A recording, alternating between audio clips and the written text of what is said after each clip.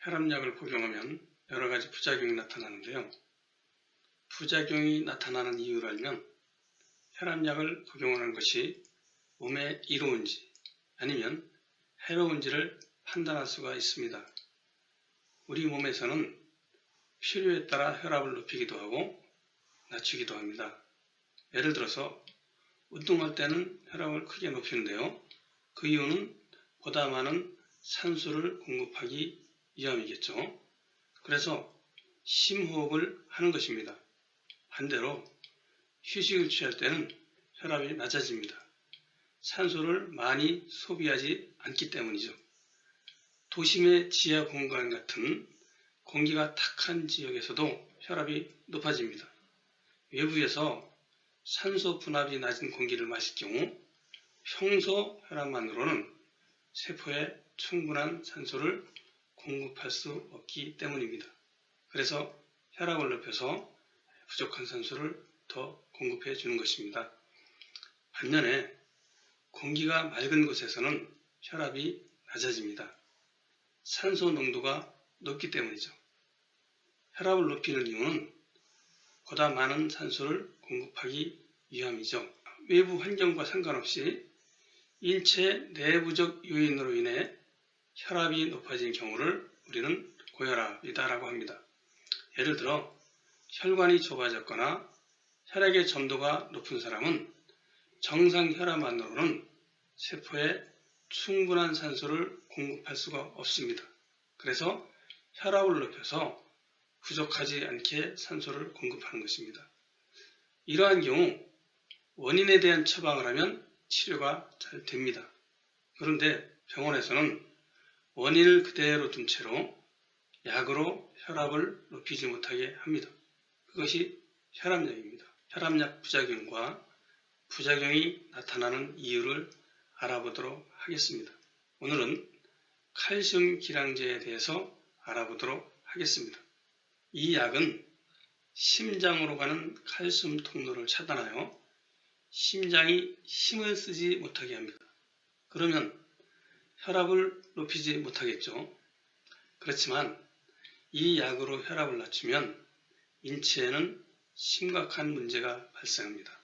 첫째, 운동 능력이 떨어집니다. 운동할 때는 혈압을 크게 높입니다. 그래서 숨이 찰 정도로 심호흡을 하죠. 산소를 공급하기 위해서입니다. 그런데 칼슘 기량제로 심장의 힘이 약해지면 심장이 힘을 쓰지 못해서 인체 각 장기에 충분한 산소와 영양을 공급할 수 없습니다. 그러면 우리 몸은 힘을 쓸 수가 없겠죠. 따라서 혈압약을 끊는 것만으로도 이전의 운동 능력을 회복할 수가 있습니다. 두 번째, 발기부전이 옵니다. 남자들은 성적 자극을 받았을 때 생식기로 많은 양의 혈액을 보내서 발기가 되는 것입니다. 생식기에 많은 양의 혈액을 보내기 위해서는 심장이 큰 힘을 써서 혈압을 높여야 합니다.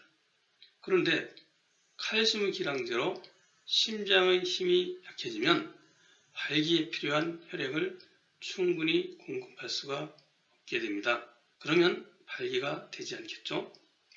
나이가 들면 혈관이나 혈액의 상태가 나빠져서 발기가 잘 안 될 수는 있습니다. 그렇지만 혈압약을 복용하면 문제를 더 심각하게 만든다는 것이죠. 따라서 혈압약을 복용하는 사람이 혈압약을 끊으면 발기 능력을 상당 부분 회복할 수가 있습니다. 셋째, 두통이 옵니다. 뇌에서는 우리 몸에서 필요한 산소량의 약 30%를 사용합니다. 뇌세포는 단 4분만 산소가 공급되지 않아도 죽습니다. 그만큼 산소가 중요합니다. 그래서 우리 몸에서 혈압을 높이는 이유는 뇌세포를 살리기 위해서 혈압을 높이는 것입니다.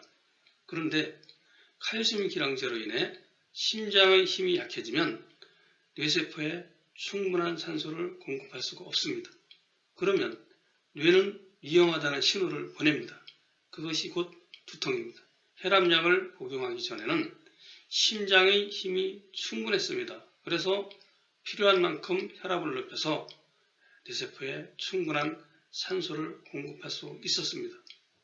그러나 약으로 인해서 혈압을 높일 수 없으니까 산소 부족으로 뇌가 위험에 처하게 된 것입니다. 즉, 혈압약으로 인해 뇌를 위험에 빠뜨리고 만 것이죠. 그래서 혈압약을 끊으면 산소가 보다 잘 공급되어 두통이 사라지게 됩니다. 네 번째, 기억력 저하 및 치매가 발생합니다. 혈압약으로 인해 심장의 힘이 약화되면 뇌세포에 충분한 산소를 공급하지 못합니다. 그러면 뇌 기능 이상으로 기억력 저하나 치매 증상이 나타나게 됩니다. 다섯 번째, 만성 피로가 옵니다. 혈압약으로 인해서 혈압을 높이지 못하면 산소를 충분하게 공급할 수 없습니다. 그러면 장기들이 자기 기능을 다할 수 없습니다. 따라서 피로감과 권태감이 오는 것입니다. 여섯 번째, 빈맥이 옵니다. 빈맥이란 맥박이 빨리 뛰는 것을 말하는 것입니다. 심장의 힘이 약화되면 한 번에 많은 양의 혈액을 공급할 수가 없습니다. 따라서 맥박수를 늘려서라도 혈액을 공급해야 합니다. 따라서 혈압약을 복용하면 빈맥이 나타납니다. 좋은 현상이 아니죠. 일곱 번째, 수족냉증이 올 수 있습니다. 심장의 힘이 약해지면 심장에서 먼 손끝과 발끝까지 충분한 산소를 공급할 수 없습니다. 따라서 수족냉증이 나타날 수가 있습니다. 여덟 번째, 족부괴사입니다. 족부괴사는 흔히 당뇨합병증으로 발생하는데요. 혈관이 막혀서 손끝과 발끝에 산소가 공급되지 않아서 나타나는 증상입니다. 혈압약을 복용할 경우 심장의 힘이 약해져서 심장에서 먼 손끝과 발끝까지 충분한 혈액을 공급하지 못합니다. 그러면 산소가 공급되지 않아서 괴사가 나타날 수 있습니다. 만약에 당뇨 환자인 사람이 혈압약을 복용하면 족부 괴사가 훨씬 더 심해집니다. 아홉 번째, 암이 발병합니다. 혈압약으로 인해서 혈압을 높이지 못하면 세포에는 산소가 충분히 공급될 수가 없습니다. 그러면 만성적인 산소 부족으로 암이 발병하게 됩니다. 실제로 미국 프레드 허친슨 암연구센터의 크리스토퍼리 교수가 JAMA 인터널 메디슨에 발표한 논문을 보면 유방암에 걸린 55세에서 74세 여성 1027명과 유방암에 걸리지 않은 여성 856명을 대상으로 연구한 결과인데요. 칼슘 기량제라는 혈압약을 장기 복용하면 유관 유방암은 2.4배, 소엽 유방암은 2.6배 더 많이 걸린다는 사실을 밝혔습니다. 혈압약을 복용하면 유방암뿐만 아니라 다른 암에도 동일하게 결과가 나타날 수 있습니다. 마지막으로 열 번째, 수명이 짧아집니다. 핀란드에서 15년간 누적 사망자 수를 조사 분석한 바에 따르면 혈압약을 적극적으로 복용하는 쪽이 복용하지 않는 쪽보다 사망자 수가 압도적으로 증가했음을 밝힌 바가 있습니다. 특히 심장병에 의한 사망자 수가 높았다고 합니다. 칼슘 기량제로 심장이 힘을 쓰지 못하는 것이 심부전입니다. 칼슘 기량제로 심장이 힘을 쓰지 못하게 하니 당연히 심부전이 오고 심부전은 주요한 사망 요인입니다. 앞서 언급한 여러 가지 부작용들 역시 건강이 악화되어 수명이 단축되고 있다는 신호입니다. 여러분들이 잘 아시는 월드컵 축구 스타 박지성 선수. 박 선수는 2개의 심장을 가졌다고 말합니다. 보통 사람보다 2배의 힘을 쓸 수 있다는 얘기죠. 그런데 사람들은 자신도 박 선수와 같은 심장을 소유하기를 바랍니다. 그러나 정작 자신의 바람과는 정반대로 심장이 힘을 쓰지 못하게 하는 약을 먹고 있습니다. 참으로 어리석은 일이죠. 의사들은 혈압이 높으면 뇌혈관이 터질 수 있다라고 하며 반드시 약을 먹으라고 말합니다. 그러나 혈압약을 복용하면 심장이 힘을 쓰지 못하게 하는 것 이외에 다른 어떤 의미도 없습니다. 심장이 힘을 쓰지 못한다고 해서 뇌혈관이 터지는 것이 아닙니다. 만약 심장의 힘이 강한 것이 뇌혈관이 터지는 원인이라면 박지성 선수는 벌써 뇌혈관이 터져서 사망했을 것입니다. 뇌혈관이 터져 사망하는 일이 발생할 정도로 혈압을 높여야 할 상황이면 뇌혈관이 터지지 않아도 어차피 산소 부족으로 사망하게 되어 있습니다. 산소 부족으로 사망하든 뇌혈관이 터져 사망하든 둘 중에 하나로 사망하는 것입니다. 다음 사례를 보고 제가 그 의미를 설명하도록 하겠습니다. 구 씨도 7년 전 뇌경색으로 쓰러지면서 고혈압이란 사실을 알았다. 남의 병문안 가서 쓰러져가지고 길거리에서 쓰러졌으면 죽었을 건데 혈압이 280인 사람 처음 봤다고. 구 씨의 수축기 혈압은 평균 230이다. 매번 찾아오는 두통과 두려움에 늘 시달리고 있다.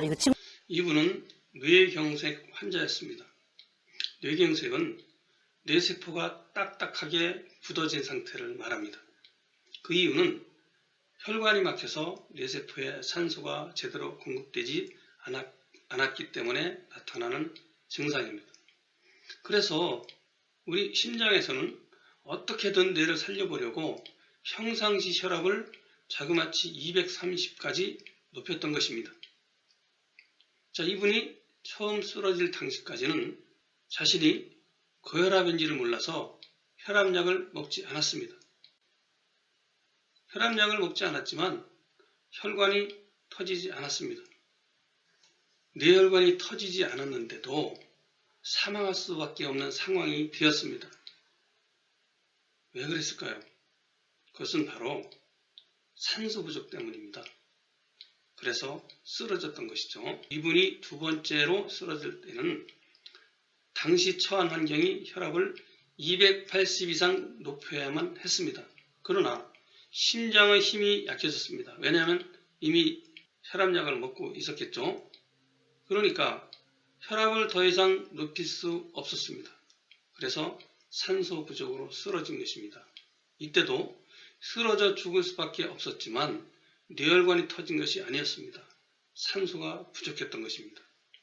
만약 이분이 두 번째 쓰러질 당시 혈압약을 복용하지 않았다면 혈압을 300 혹은 그 이상 높일 수 있었을 것입니다.